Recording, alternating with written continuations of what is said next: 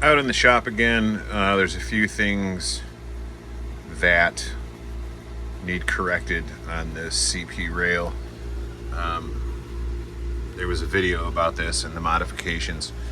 So I do need to build a baffle for the speaker in the fuel tank because there's open air spaces in the fuel tank. You can see all the way through it.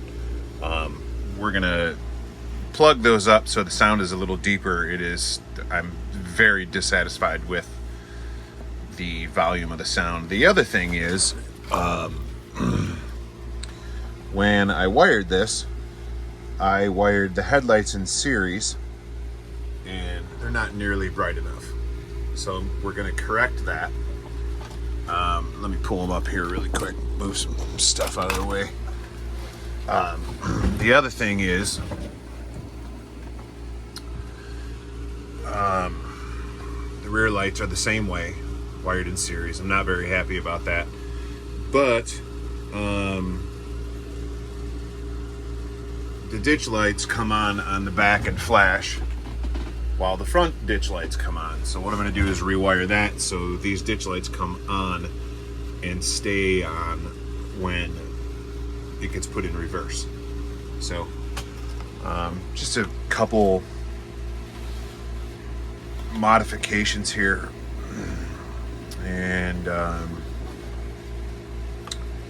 gonna do a before sound. It's too damn hot up here to shut off the air conditioning, so we just have to deal with that. I've said it before, I'll say it again. The first thing I do before I start tearing apart an engine is I take off anything that's breakable or easily bendable, like all of the handrails. So all the handrails are coming off. I can unplug this and get rid of the lid that's got fans in it. I'll do that, and then I'll flip it over and we'll start tearing this thing down. So funnily enough, I must have known I was going to tear this thing apart because everything's got plugs in it. This is the first engine I've done where you can tear apart the chassis from the body and unplug everything. Obviously, to make things easier, if you got to tear it apart. Got plenty of room to build a box around the speaker. I'm going to make it a little bit bigger of a box since this speaker is huge. But I went grocery shopping today. Got myself a bunch of chicken thighs. So now I've got some flat stock foam. Anyway, back at it. All right, we've got the body off the shelf. Sorry about the finger. I already know what buttons do what and what color wire is for what. It's a matter of finding them. The front headlight is orange and the back one is blue. So all I need to do really is clip the wires that go to these little ditch lights I put in and wire them in the proper place. So, yeah. Well, I got the cab all apart. I got to get this off so I can access the wires for the headlight, so I can wire them singly and not in a series. The other part that sucks is Woody's chair just broke off, but you know, super glue.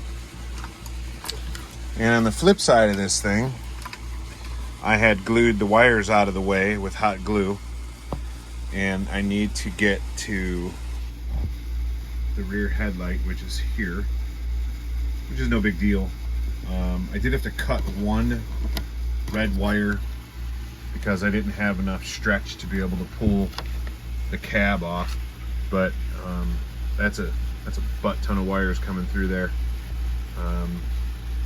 So anyway, wife just got home, so I'm gonna go play with my kid's mom.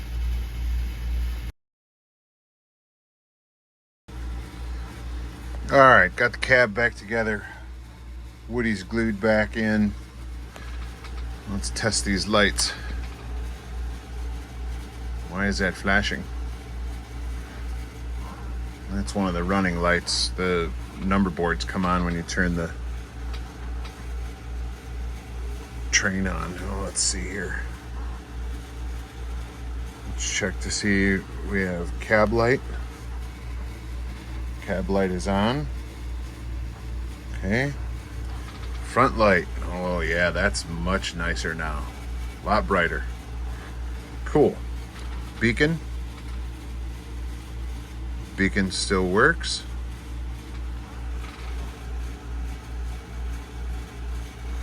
And that stopped flashing. What happens when I shut the beacon off? Nothing. Okay, well, apparently it fixed itself.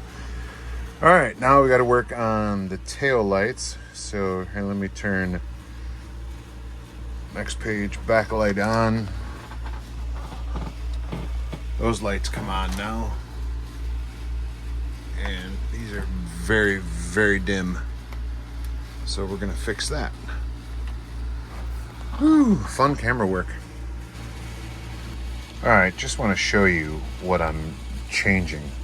This is what I mean by running series. I've got the positive coming to the positive side of the LED. The negative then goes to the positive side of the other LED, then negative back out. All I'm going to do is cut this right here and take this line and attach a little stub to here, and take the line from here and attach a little stub to here. Not real complicated. Should have done it that way the first time, but hey, you live and you learn. Let's see if I can do this one-handed to show you. All I'm doing is taking the wire strippers. I'm not cutting all the way through, I'm using the smallest notch, and just cutting a little section out. So you can see, maybe if it'll focus. Now all I need to do is cut the casing off there, and I'll wrap a little wire around it and put some tape on it. And of course, since I am a big believer in testing things, we're gonna test this out. Oh yeah, that's a lot brighter. So I just gotta get them back into their sockets and then put this thing back together. Oh yeah, we gotta build a box around that speaker. All right, the box is built. We are ready for assembly. The wire kind of tracks from the bottom of the chassis for the speaker towards the narrow side, not the wide side, meaning narrow between the two screw holes. So we're all glued up, ready to go. Let's put it back together. Excuse me.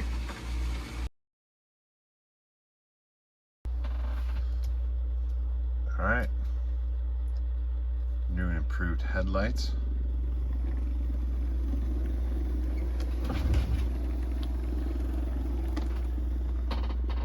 Let's back it up and see how that looks.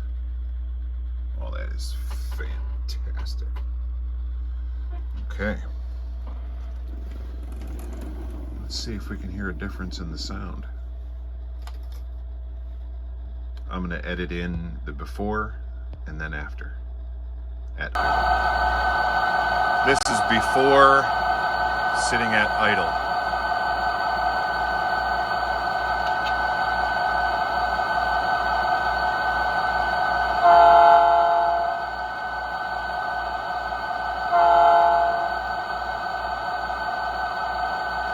We're going to pop right in with the after.